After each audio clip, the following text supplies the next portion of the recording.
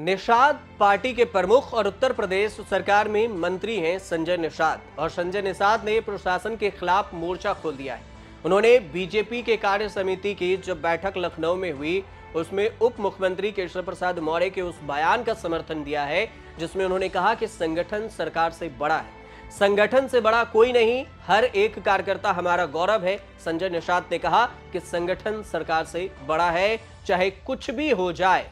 ये बात उन्होंने कोट की है और ये बात कही है जिसकी चर्चा खूब हो रही है। लोकसभा चुनाव के दौरान कहीं कहीं प्रशासन की वजह से एनडीए को नुकसान भी हुआ। संजय निषाद का कहना है कि यूपी के कई प्रशासनिक अधिकारी ऐसे हैं जो अंदर से हाथी और साइकिल है, यानी समाजवादी पार्टी और फिर बहुजन समाजवादी पार्टी के रूप में काम भी करते हैं। उन्होंने इसलिए कहा कि कई ऐसे हैं अधिकारी जो हाथी और साइकिल है और उन्हीं की तरह काम करते हैं। उन्होंने आगे ये भी कहा कि अधिकारी ऐसे हैं जिन्होंने हमारे कार्यकर्ताओं और नेताओं को सम्मान नहीं दिया, रंगबाज हैं। ये बात उन्होंने अपने बयान में कही है। निषाद पार्टी के प्रमुख आगे अपने बयान में ये भी कहते हैं कि मौका आने पर ऐसे अधिकारियों को सबक सिखाएंगे। उन्होंने कहा कि कार्यकर्ताओं में नकारात्मक सोच पैदा ना हो, इसके लिए हमें कदम उठाने पड़ेंगे।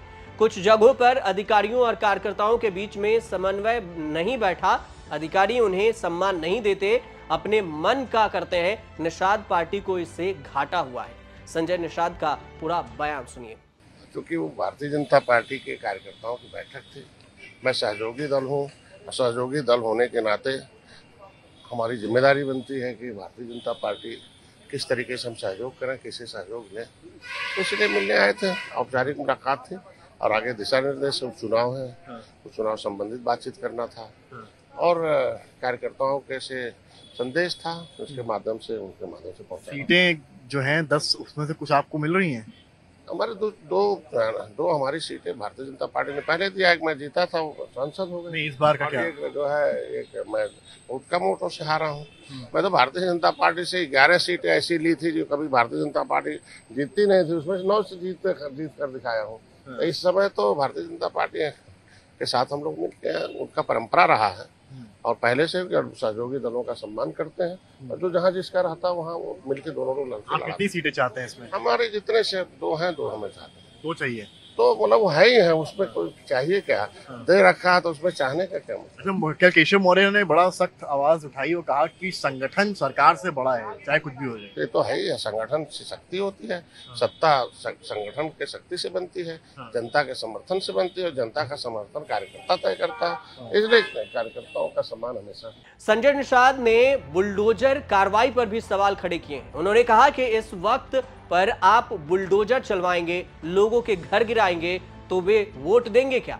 आपको बता दें कि कुकरेल नदी के कैचमेंट एरिया में बने घरों को कोर्ट द्वारा अवैध अतिक्रमण करार दिए जाने के बाद सरकार के निर्देश पर लखनऊ विकास प्राधिकरण ने बुलडोजर कार्रवाई किया था और बुलडोजर कार्रवाई के बाद ही ये बयान भी सामने आया। सरकार की योजना कुकरेल नदी को पुनर्जीवित करने और उनके किनारों पर रिफ्रंट बनाने का है। क्या केशव मौर्य ने बड़ा सख्त आवाज उठाई और कहा कि संगठन सरकार से बड़ा है, चाहे कुछ भी हो जाए? ये तो है ही है, संगठन से शक्ति होती है, सत्ता संगठन के शक्ति से बनती है, जनता के समर्थन से बनती है और जनता का समर्थन कार्यकर्ता तय करता है। इसलिए कार्यकर्ताओं का सम्मान हमेशा। वरिष्ठ नेता है मोती सिंह, जौनपुर के विधायक है, उन्होंने इस बार में आवाज उठाई कि प्रशासन और पुलिस नहीं ज्ञान हो सकता, उसमें हमें कुछ नहीं कहना, किन परिस्थितियों में उन्होंने कहा है।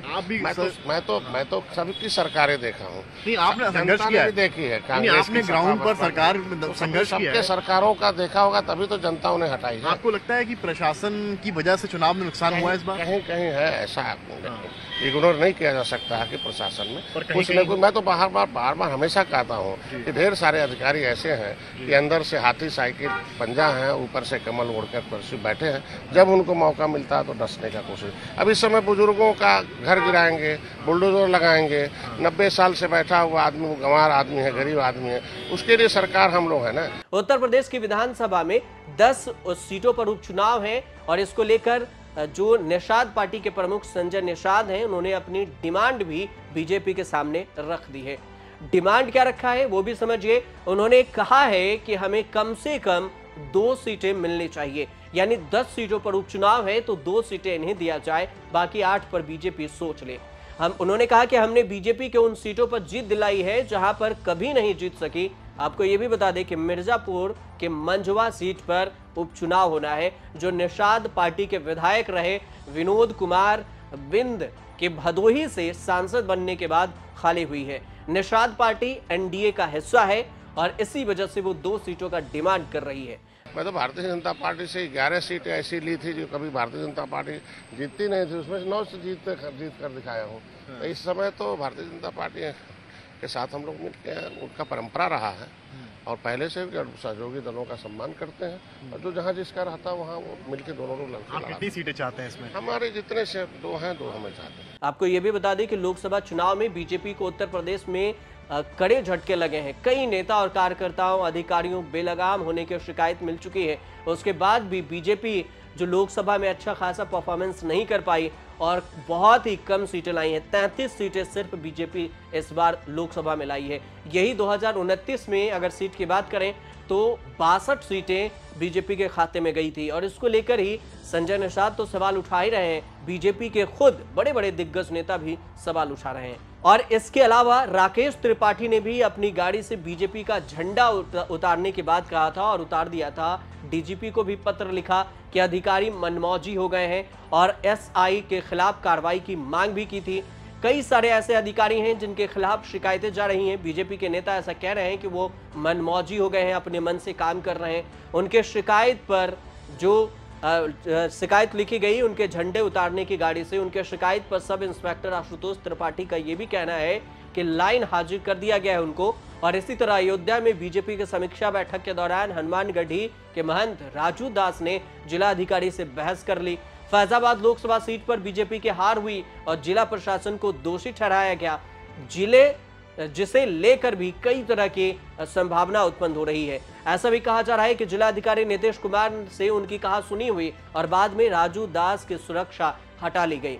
मतलब कुल मिलाकर यह है कि एनडीए में बगावत के सुर है और साथ में एनडीए के जितने भी सहयोगी नेता हैं वो अधिकारियों पर हार का ठिकरा फोड़ रहे हैं कि बीजेपी के हार या एनडीए की कम सीटों के जिम्मेवार या तो अधिकारी हैं या फिर जो साइकिल और हाथी के साथ मिले हुए हैं वो ऐसे अधिकारी हैं जो अंदरूनी तरह से हमें सपोर्ट नहीं कर पाए, इस वजह से हम कम सीट लाए।